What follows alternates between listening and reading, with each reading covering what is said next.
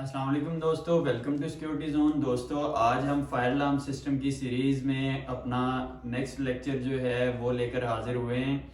आज हम देखेंगे कि फायर अलार्म सिस्टम के अंदर कितनी टाइप्स के जो है फायर अलार्म सिस्टम होते हैं, उसमें क्या डिफरेंस होता है। बहुत सारे लोगों को इस चीज़ में मिसकंसेप्शन रहती है, मिसअंडरस्टैंडिंग रहती है कि हमें कौन सा सिस्टम लगवाना चाहिए। इंस्टॉलर्स को ये मसले मसाइल रहते हैं कि हमें प्रेफर कौन सा सिस्टम करना चाहिए, या फिर दोनों के सिस्टम में केबलिंग में क्या डिफरेंस है, या दोनों सिस्टम की फंक्शनैलिटी के अंदर क्या डिफरेंस है। तो ये चीज़ें जो हैं ये हमेशा कन्फ्यूजन में ही रह जाती हैं। और आज हम डिटेल के साथ देखेंगे कि फायर अलार्म सिस्टम के अंदर दोनों टाइप्स में क्या क्या डिफरेंसेस होते हैं और उसको कवर अप करने की कोशिश करेंगे। दोस्तों, फायर अलार्म सिस्टम जो है उसके अंदर टोटल दो टाइप्स होती हैं, जिसमें हमारे पास कन्वेंशनल फायर अलार्म सिस्टम आ जाता है और एड्रेसेबल फायर अलार्म सिस्टम आ जाता है। हम सबसे पहले कन्वेंशनल को देख लेते हैं। कन्वेंशनल सिस्टम ऐसा सिस्टम है कि आपने एक फायर अलार्म कंट्रोल पैनल अपने कंट्रोल रूम में लगा लिया और इसके बाद यहाँ से लेट से कि आपका लूप स्टार्ट हुआ, या आप एग्जांपल ले लें कि आपके स्मोक डिटेक्टर लगना स्टार्ट हो गए। ये आपके किसी बिल्डिंग के अंदर फ्लोर्स भी हो सकते हैं, या आपकी किसी होटल वगैरह के रूम्स भी हो सकते हैं। ये आपके स्मोक डिटेक्टर जो हैं ये लगना स्टार्ट हो गए हैं। अब स्मोक डिटेक्टर के अंदर ये चीज होती है कि जैसे ही इसने कोई डिटेक्शन की है, लेट से ये लास्ट वाला स्मोक डिटेक्टर है, इसने स्मोक डिटेक्ट की है। जैसे इसको स्मोक डिटेक्ट होगी तो इसने पैनल को क्या करना है कि जो हमारा साउंडर लगा हुआ है पैनल को इंस्ट्रक्शन दे देनी है कि उस साउंडर को हमारे ऑन कर दे। तो जैसे ही ये साउंडर को इंस्ट्रक्शन देगा तो ये साउंडर जो है ये हमें सायरन बजा के बताना शुरू कर देगा कि कहीं ना कहीं पे बिल्डिंग में फायर डिटेक्ट हुई है। अब जहां पे बात आती है कहीं ना कहीं पे फायर डिटेक्ट होने की, तो ये कन्वेंशनल सिस्टम होता है हमारा। कन्वेंशनल सिस्टम ये नहीं हमें बताता कि आपका ये जो स्मोक डिटेक्टर लेट से रूम नंबर 5 के अंदर लगा हुआ है, इसके अंदर कोई ना कोई स्मोक डिटेक्ट हुई है, या यहाँ पे आग लग रही है, या यहाँ पे प्रॉब्लम है। ये एग्जैक्ट हमें एड्रेस नहीं बताता, लेकिन इसके अंदर जो है हमारे जोन्स होते हैं। ये पैनल पे डिपेंड करता है कि हमने 2 जोन पैनल लिया है, 4 जोन पैनल लिया है, या 18 जोन पैनल लिया है। तो अगर हम हमारा ये जोन 1 है और जोन 1 के ऊपर हमने ये वाली सीरीज लगाई हुई है, जोन 2 के अंदर हमने इस तरह से कोई और लूप चलाया हुआ है। ये आगे चल के अभी आपने जस्ट कॉन्सेप्ट को समझना है कि एड्रेसेबल और कन्वेंशनल सिस्टम के अंदर फर्क क्या है। ये जो केबलिंग का तरीकाकार है, स्मोक डिटेक्टर लगाने का तरीकाकार है, एड्रेसेबल में किस तरह लगाना है, कनेक्शनिंग किस तरह करनी है, ये हम आगे चल के देखेंगे कि किस तरीके से इसकी कनेक्शनिंग होनी है। अभी जस्ट आप लोगों ने कॉन्सेप्ट को समझना है कि कन्वेंशनल और एड्रेसेबल में बेसिकली फर्क क्या है। तो ये हमारा कन्वेंशनल सिस्टम था। कन्वेंशनल सिस्टम के अंदर ये होता है कि जहां पे भी कोई डिटेक्शन हुई है, इसने हमें एग्जैक्ट एड्रेस नहीं बताना कि फलां जगह पे मसला आ रहा है। इसने हमें जस्ट ये इंडिकेशन दे देनी है कि ये लेट से हमारा जोन 1 है, तो जोन 1 के अंदर कोई ना कोई फॉल्ट है या फायर है, तो ये इस चीज को इंडिकेशन कर देगा। यहाँ पे हम इसकी क्लासिफिकेशन कर लेते हैं। ये हमारा कन्वेंशनल आ गया सिस्टम, ये हमारा एड्रेसेबल आ गया। कन्वेंशनल सबसे पहले क्या करता है कि कन्वेंशनल जो है वो लोकेशन हमें नहीं देता, एग्जैक्ट लोकेशन हमें नहीं बताता कि फलां जगह पे प्रॉब्लम है। और जो एड्रेसेबल हमारा सिस्टम होता है, एड्रेसेबल सिस्टम के अंदर लेट्स से कि ये हमारा अब एड्रेसेबल का पैनल है। एड्रेसेबल पैनल के अंदर हमारे पास जोन्स नहीं होते। दूसरा डिफरेंस हम लिख लेते हैं, ये जो है ये लोकेशन भी देता है। दूसरे नंबर पे क्या चीज आ जाती है, इसमें लूप्स होते हैं हमारे पास। सॉरी, कन्वेंशनल के अंदर हमारे पास जोन्स होते हैं और एड्रेसेबल में हमारे पास लूप्स होते हैं। इसमें जोन्स होते हैं और इसके अंदर हमारे पास लूप्स आ जाते हैं। तो अभी ये हमारे पास कन्वेंशनल सिस्टम था, इसमें मैंने जोन का आपको कॉन्सेप्ट बता दिया। अभी अगर लेट से कि ये वाला हमारा पैनल जो है ये एड्रेसेबल पैनल है, अगर ये एड्रेसेबल पैनल है तो इसमें लूप्स होंगे। जोन और लूप्स का कॉन्सेप्ट भी हम आगे जाके पढ़ेंगे, अभी जस्ट इसके डिफरेंस को देख रहे हैं। तो इसमें ये लूप क्या करेगा कि अगर ये लूप हमारा इस तरह गया हुआ है तो यहां से ये लूप घूम के हमेशा पैनल के अंदर वापस आएगा। ये इसकी नेक्स्ट लेक्चर के अंदर हम केबलिंग की टाइप को देखेंगे, उसमें हम ये कवर अप करेंगे कि ये क्लास बी टाइप केबलिंग है या क्लास ए टाइप केबलिंग है।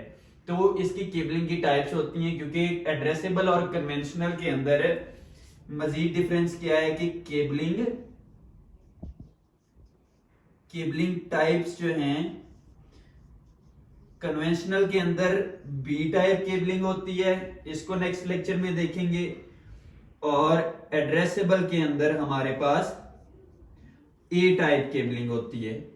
ये केबलिंग की लॉजिक है कि किस तरह से हमने केबलिंग इसकी करनी होती है, ठीक है। और उसके अलावा मैं आपको ये बता रहा था कि अब लेट से कि इस स्मोक डिटेक्टर के अंदर रूम 5 के अंदर हमारे पास अगर फायर डिटेक्ट होती है और हमारा जो पैनल है और हमारा स्मोक डिटेक्टर है वो एड्रेसेबल लगे हुए हैं, तो एड्रेसेबल के केस के अंदर क्या होगा कि ये जनरल अलार्म जनरेट नहीं करेगा। ये बताएगा कि आपके रूम नंबर 5 के अंदर लेट से इसको हमने 12 एड्रेस दिया हुआ है और हमारे पैनल के अंदर प्रोग्रामिंग हुई है कि 12 नंबर जो हमने स्मोक डिटेक्टर लगाया हुआ है वो रूम नंबर 5 में है।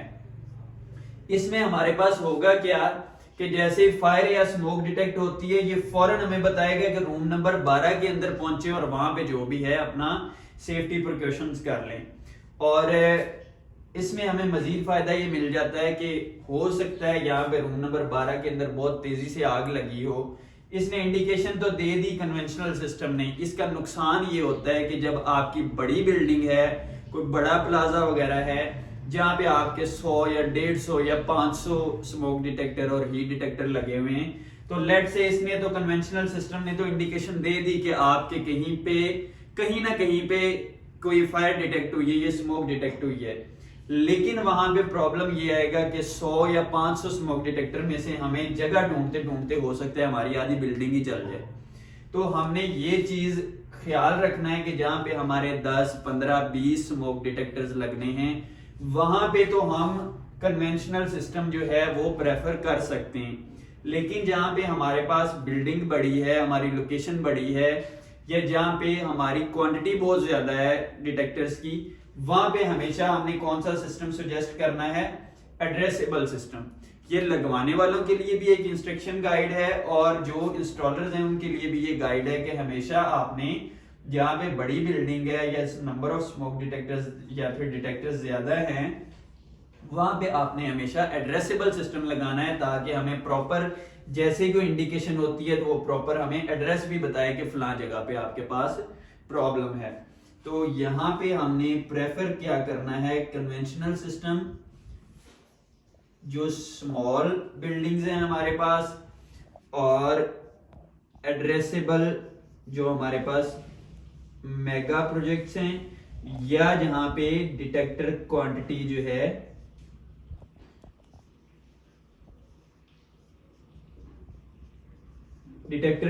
जो है वो ज्यादा है, वहां पे हमने एड्रेसेबल सिस्टम को प्रेफर करना है। और इसके अंदर केबलिंग का डिफरेंस भी आ गया हमारे पास। ये लोकेशन नहीं देता, ये लोकेशन देता है। जोन्स जो हैं यहाँ पे होते हैं, यहाँ पे हमारे पास लूप्स आ जाते हैं। यहाँ पे केबल टाइप जो है वो बी यूज होती है, यहाँ पे ए टाइप केबलिंग यूज होती है। ये हमारे पास स्मॉल सिस्टम्स के लिए लगता है, ये हमारे पास जो है मेगा प्रोजेक्ट्स के अंदर या फिर क्वांटिटी में जहाँ पे हमारे पास डिटेक्टर्स हैं वहां पे लगता है।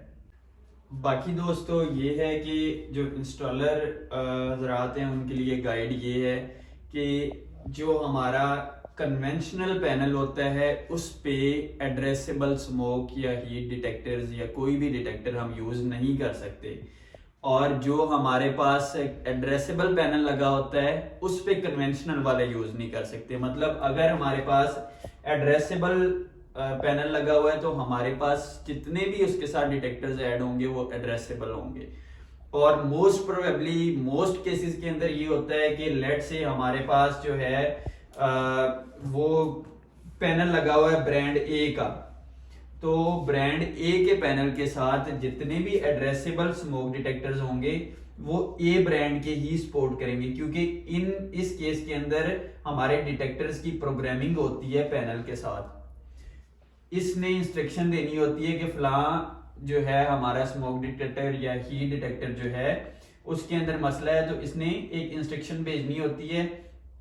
इस वजह से ये सेम ब्रांड के जो हैं आपने सुजेस्ट करने हैं और सेम ब्रांड के लगाने हैं अगर एड्रेसेबल सिस्टम लगा रहे हैं। कन्वेंशनल सिस्टम के कुछ केसेस के अंदर ये होता है कि इसमें अटैच तो हमारे पास कन्वेंशनल डिटेक्टर्स ही होने हैं, लेकिन उसमें ये होता है कि कन्वेंशनल में कुछ ब्रांड्स आपस में इंटीग्रेट हो जाते हैं। ठीक है, जिस तरह से इसमें सीटेक और ग्लोबल है, तो सीटेक के कुछ ऐसे डिटेक्टर्स हैं जो ग्लोबल के साथ अटैच हो जाते हैं, ग्लोबल के कुछ ऐसे डिटेक्टर्स हैं जो सीटेक के साथ जो है वो हमारे इंटीग्रेट हो जाते हैं।